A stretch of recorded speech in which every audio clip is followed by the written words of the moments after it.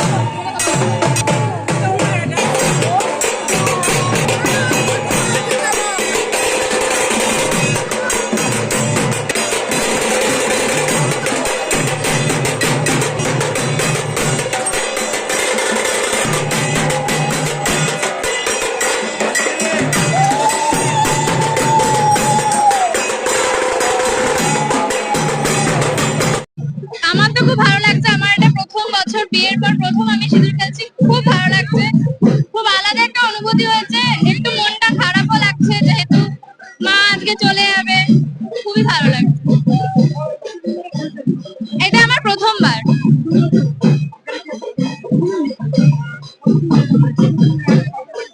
আমার বাপের বাড়ি বাঁশবেড়িয়াতে। হ্যাঁ, খুব ভালো লাগছে, খুব ভালো অনুভূতি হয়েছে। সবাই খুব আনন্দ সহকারে খেলছে। হ্যাঁ, 1 বছরের অপেক্ষা। মাকে আনন্দে সহকারে বিদায় জানাবো। যাবো আজকে। আমার নাম শ্রেয়া ভট্টাচার্য। শ্রেয়া ভট্টাচার্য। ভালো লাগছে। প্রথম কথা হচ্ছে আমি তো এখানকার বৌমা আর কলকাতার মেয়ে, কিন্তু কলকাতার পুজো থেকে এখানকার পুজো অনেক অনেক অনেক গুণে ভালো। আবার আসছে বছর আবার হবে। হ্যাঁ একদম একদম, এই দিনটার জন্য অধীর আগ্রহ থাকে, অধীর আগ্রহ। ভীষণ ভালো পরিবেশ লাগে আর খুব খুব মজা করি আমরা। আসছে বছর আবার ঈশ্বর সবার মঙ্গল করুক, মা সবাইকে ভালো রাখুক। রুম্পা সিং।